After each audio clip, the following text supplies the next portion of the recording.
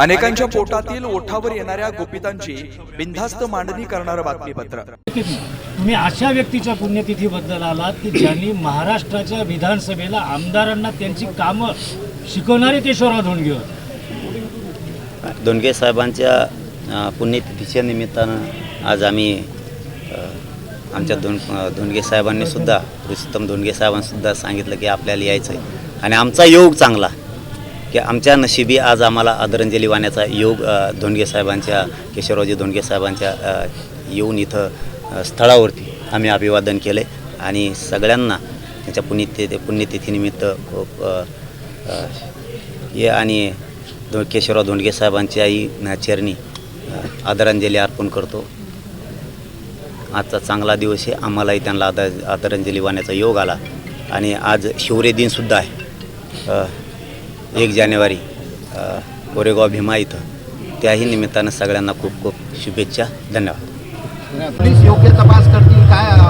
100% सोडणार नाहीत पोलीस कोणाला त्याच्यात, कारण मुख्यमंत्र्याचा सुद्धा तसा शब्द आहे की सगळे मध्ये घेऊन त्यांना कठोर कारवाई करून त्यांना फाशीपर्यंत नेल्याशिवाय मी हटणार नाही, या शब्दावरती मराठा समाज शांत आहे। आता कराडला अटक झालेली आहे, धनंजय मुंडे यांचा राजीनामाबाबत आपली काय भूमिका आहे? राजीनामा द्यावा, योग्य चौकशी व्हावी? मला त्याबद्दल माहीत नाही, मला एवढंच माहिती आहे याच्यामध्ये जे जे येतील ते मंत्री असो, ते आमदार असो, नाही तर ते राष्ट्रपती असो, सुट्टी द्यायची नाही, नसता महाराष्ट्र आम्ही बंद पाडणार। तो जे आता त्याचा तपास करायचा आहे, राहिलेले आरोपीसुद्धा मुख्य आरोपीसुद्धा बाहेर येत आणखीन फार, त्यांनासुद्धा अटक करायचं।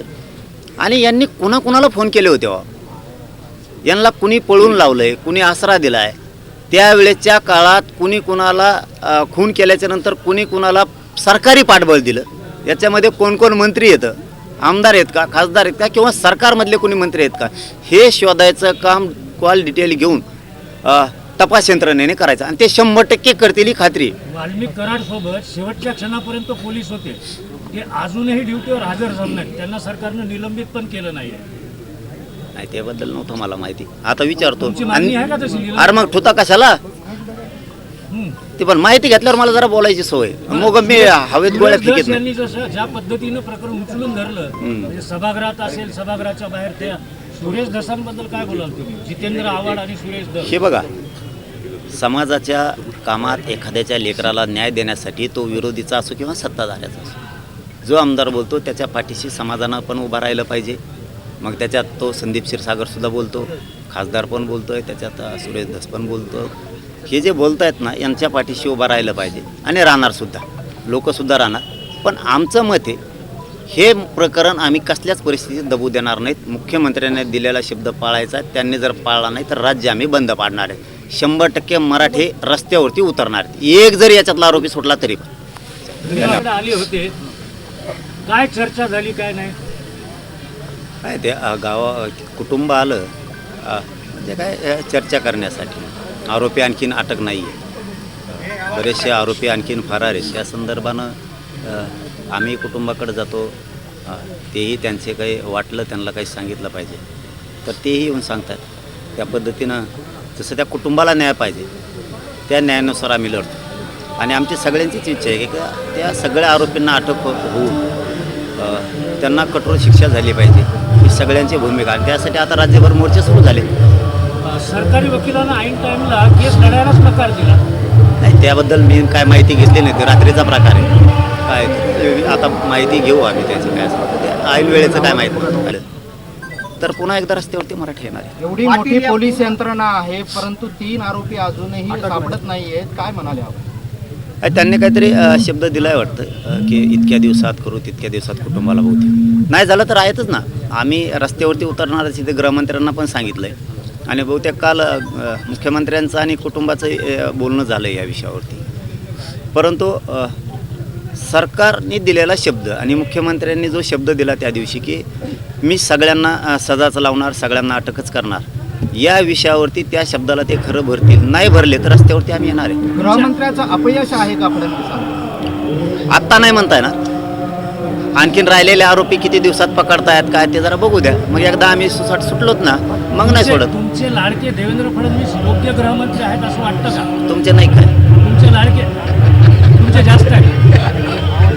लाडकं फाडकं काय नसतं. राजकारणात समाजकारणात काम करताना कोणी कोणाचं लाडकं नसतं ना, कोणी कोणाचा शत्रू नसतं ना, विरोधक नसतो. ज्या ज्या वेळेस जी जी चुकी होईल त्या वेळेस त्या पद्धतीनं बोलावं लागतं आणि करावं पण लागतं. मग आता ते जर दिलेला शब्द पाळत असतील तर आम्ही अपेक्षा ठेवून येत की आरोपीला पकडतील म्हणून, आणि त्यांनी दिलेला शब्द नाही पाळला तर राज्यात आम्ही उतरणार आहेत पुन्हा. पण मागच्या वेळेस तुम्ही मुख्यमंत्री कधी म्हणत नव्हता, देवेंद्र फडणवीस म्हणत होता. आता तुम्ही मुख्यमंत्री म्हणताय. म्हणजे एकनाथ शिंदे असताना तुम्ही त्यांचं नाव नाही घेतलं का? आणि नाव घेतलं नाही घेतलं असं काय रूल नाही की नाव घेतलंच पाहिजे नाही घेतलं पाहिजे.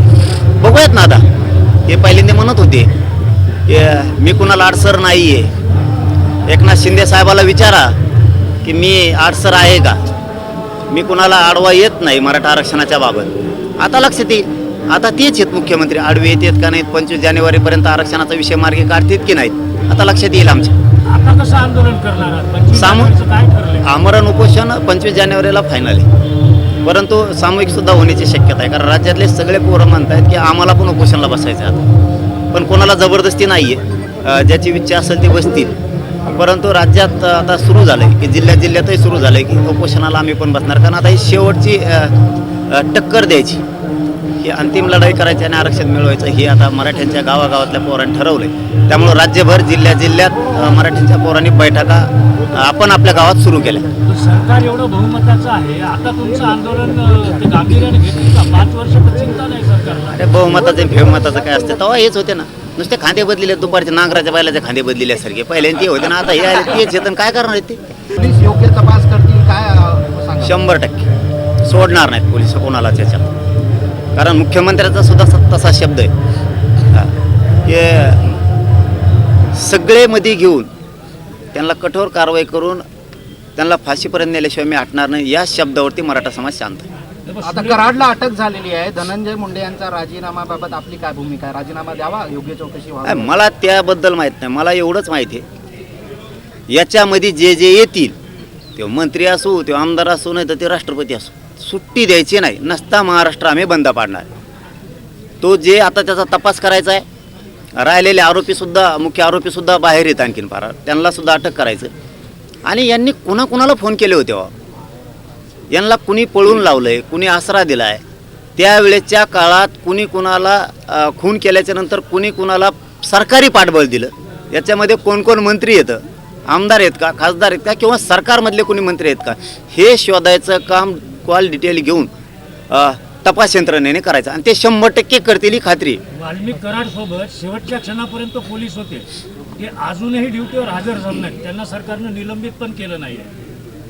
नाही, त्याबद्दल नव्हतं मला माहिती. आता विचारतो. तुमची मागणी आहे का तशी? अरे मग ठुता कशाला ते, पण माहिती घेतल्यावर मला जरा बोलायची सवय. मग मी हवेत गोळ्या फिकीत नाही. यांनी जसं ज्या पद्धतीनं प्रकरण उचलून धरलं, म्हणजे सभागृहात असेल, सभागृहाच्या बाहेर, त्या सुरेश धसांबद्दल काय बोलाल तुम्ही? जितेंद्र आव्हाड आणि सुरेश धस. हे बघा, समाजाच्या कामात एखाद्याच्या लेकराला न्याय देण्यासाठी तो विरोधीचा असो किंवा सत्ताधाऱ्याचा असो, जो आमदार बोलतो त्याच्या पाठीशी समाजानं पण उभं राहिलं पाहिजे. मग त्याच्यात तो संदीप क्षीरसागरसुद्धा बोलतो, खासदार पण बोलतोय, त्याच्यात सुरेश धस पण बोलतो.